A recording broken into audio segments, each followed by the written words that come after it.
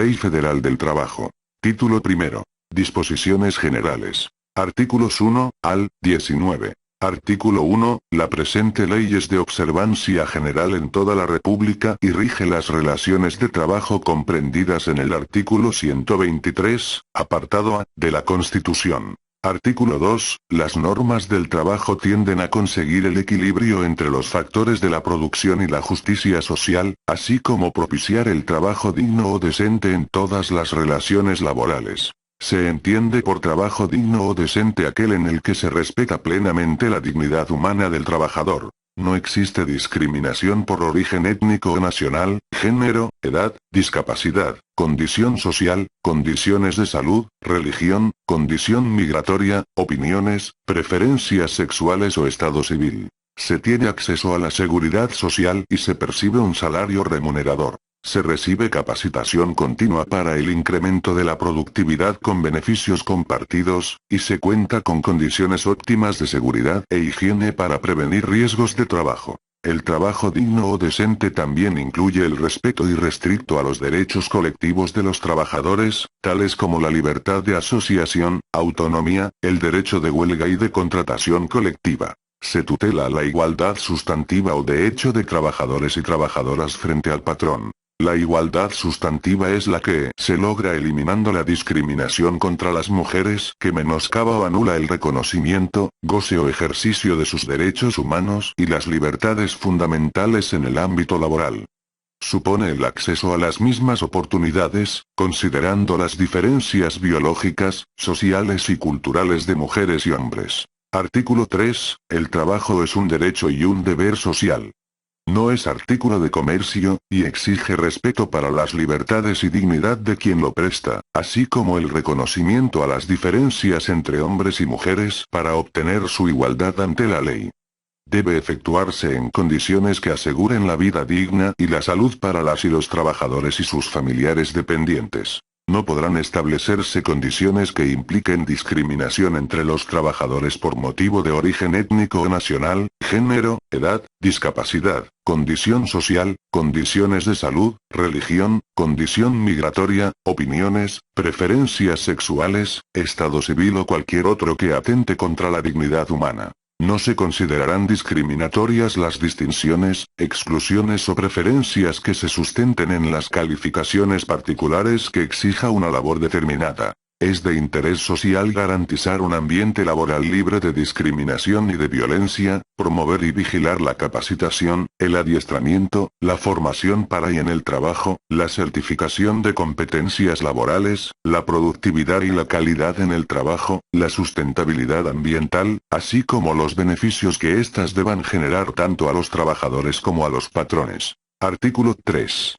Bis, para efectos de esta ley se entiende por inciso A. Hostigamiento, el ejercicio del poder en una relación de subordinación real de la víctima frente al agresor en el ámbito laboral, que se expresa en conductas verbales, físicas o ambas. Y, inciso B. Acoso sexual, una forma de violencia en la que, si bien no existe la subordinación, hay un ejercicio abusivo del poder que conlleva a un estado de indefensión y de riesgo para la víctima, independientemente de que se realicen uno o varios eventos. Artículo 3. Para efectos de esta ley se entenderá por 11. Autoridad conciliadora. El Centro Federal de Conciliación y Registro Laboral o los centros de conciliación de las entidades federativas, según corresponda. 2. Autoridad registral. El Centro Federal de Conciliación y Registro Laboral. 3. Centros de conciliación. Los centros de conciliación de las entidades federativas o el Centro Federal de Conciliación y Registro Laboral, según corresponda. 4. Constitución. La Constitución Política de los Estados Unidos Mexicanos. 5. Día. Se hace referencia a día hábil, salvo que expresamente se mencione que se trata de días naturales. 6. Tribunal. El juez laboral, y 7. Correr traslado. Poner a disposición de alguna de las partes algún documento o documentos en el local del tribunal, salvo los casos previstos en esta ley. Artículo 4. No se podrá impedir el trabajo a ninguna persona ni que se dedique a la profesión, industria o comercio que le acomode, siendo lícitos. El ejercicio de estos derechos solo podrá vedarse por resolución de la autoridad competente cuando se ataquen los derechos de tercero o se ofendan los de la sociedad. 1. Se atacan los derechos de tercero en los casos previstos en las leyes y en los siguientes. Inciso A. Cuando se trate de sustituir o se sustituya definitivamente a un trabajador que reclame la reinstalación en su empleo sin haberse resuelto el caso por el tribunal. Inciso B. Cuando se niegue el derecho de ocupar su mismo puesto a un trabajador que haya estado separado de sus labores por causa de enfermedad o de fuerza mayor, o con permiso, al presentarse nuevamente a sus labores. Y 2. Se ofenden los derechos de la sociedad en los casos previstos en las leyes y en los siguientes. Inciso A. Cuando declarada una huelga en los términos que establece esta ley, se trate de sustituir o se sustituya a los huelguistas en el trabajo que desempeñan, sin haberse resuelto el conflicto motivo de la huelga, salvo lo que dispone el artículo 468. Inciso B. Cuando declarada una huelga en iguales términos de licitud por la mayoría de los trabajadores de una empresa, la minoría pretenda reanudar sus labores o siga trabajando. Artículo 5. Las disposiciones de esta ley son de orden público, por lo que no producirá efecto legal, ni impedirá el goce y el ejercicio de los derechos, sea escrita o verbal, la estipulación que establezca. 1. Trabajos para adolescentes menores de 15 años. 2. Una jornada mayor que la permitida por esta ley. 3. Una jornada inhumana por lo notoriamente excesiva, dada la índole del trabajo, a juicio del tribunal. 4. Horas extraordinarias de trabajo para los menores de 18 años. 5. Un salario inferior al mínimo. 6. Un salario que no sea remunerador, a juicio del tribunal. 7. Un plazo mayor de una semana para el pago de los salarios a los obreros y a los trabajadores del campo. 8. Un lugar de recreo, fonda, cantina, café, taberna o tienda, para efectuar el pago de los salarios, siempre que no se trate de trabajadores de esos establecimientos. 9. La obligación directa o indirecta para obtener artículos de consumo en tienda o lugar determinado. 10. La facultad del patrón de retener el salario por concepto de multa. 11. Un salario menor que el que se pague a otro trabajador en la misma empresa o establecimiento por trabajo de igual eficiencia, en la misma clase de trabajo o igual jornada, por consideración de edad, sexo o nacionalidad. 12. Trabajo nocturno industrial o el trabajo después de las 22 horas, para menores de 16 años. Y 13. Renuncia por parte del trabajador de cualquiera de los derechos o prerrogativas consignados en las normas de trabajo.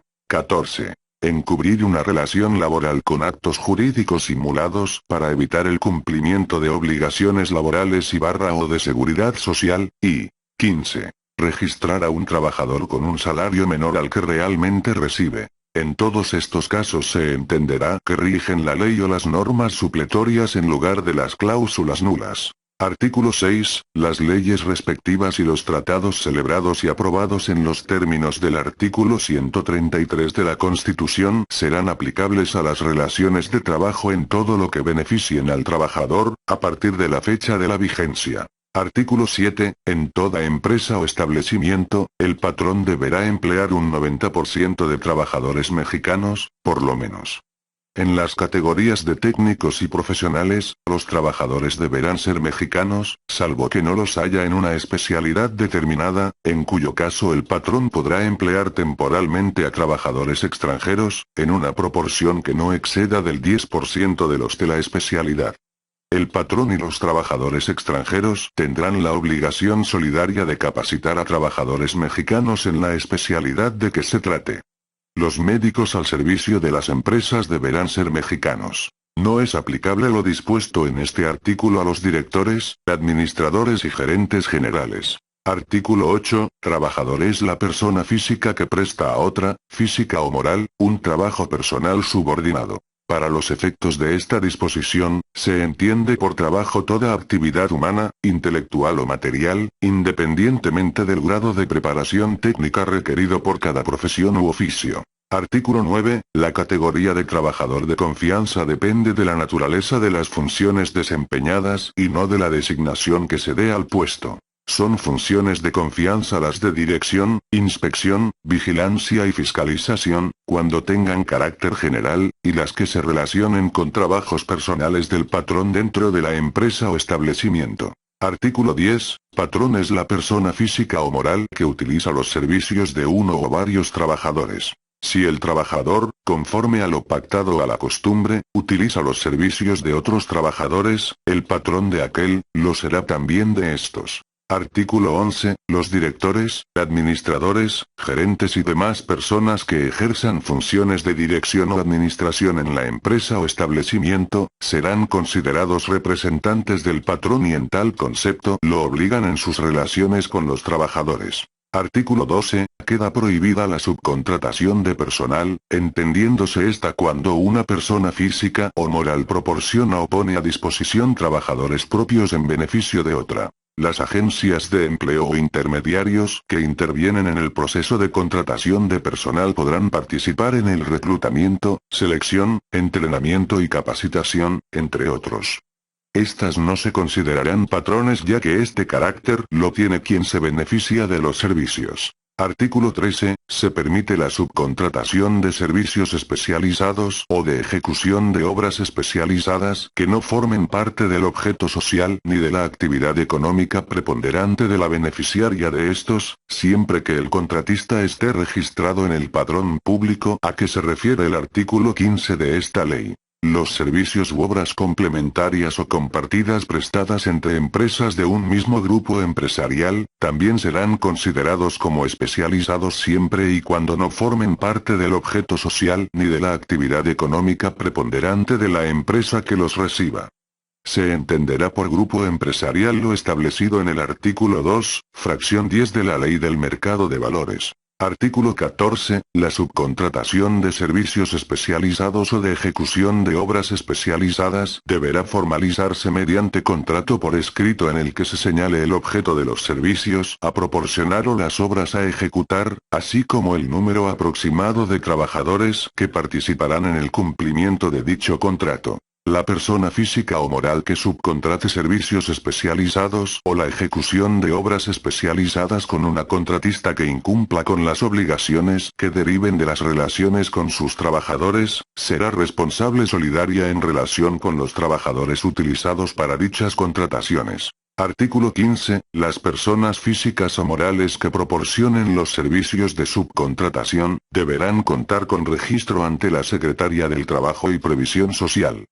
Para obtener el registro deberán acreditar estar al corriente de sus obligaciones fiscales y de seguridad social. El registro a que hace mención este artículo deberá ser renovado cada 3 años. La Secretaría del Trabajo y Previsión Social deberá pronunciarse respecto de la solicitud de registro dentro de los 20 días posteriores a la recepción de la misma. De no hacerlo, los solicitantes podrán requerirla para que dicte la resolución correspondiente, dentro de los 3 días siguientes a la presentación del requerimiento. Transcurrido dicho plazo sin que se notifique la resolución, se tendrá por efectuado el registro para los efectos legales a que dé lugar. La Secretaría del Trabajo y Previsión Social negará o cancelará en cualquier tiempo el registro de aquellas personas físicas o morales que no cumplan con los requisitos previstos por esta ley. Las personas físicas o morales que obtengan el registro a que se refiere este artículo quedarán inscritas en un padrón, que deberá ser público y estar disponible en un portal de Internet. La Secretaría del Trabajo y Previsión Social expedirá las disposiciones de carácter general que determinen los procedimientos relativos al registro a que se refiere este artículo. Artículo 15. A. Se deroga. Artículo 15. B. Se deroga. Artículo 15. C. Se deroga. Artículo 15. D.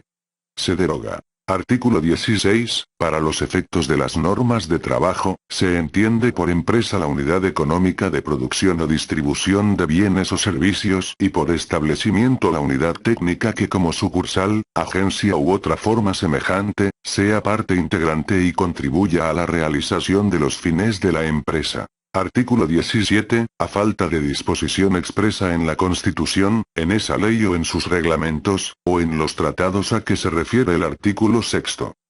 Se tomarán en consideración sus disposiciones que regulen casos semejantes, los principios generales que deriven de dichos ordenamientos, los principios generales del derecho, los principios generales de justicia social que derivan del artículo 123 de la Constitución, la jurisprudencia, la costumbre y la equidad. Artículo 18. En la interpretación de las normas de trabajo se tomarán en consideración sus finalidades señaladas en los artículos 2. Y 3. En caso de duda, prevalecerá la interpretación más favorable al trabajador. Artículo 19. Todos los actos y actuaciones que se relacionen con la aplicación de las normas de trabajo no causarán impuesto alguno.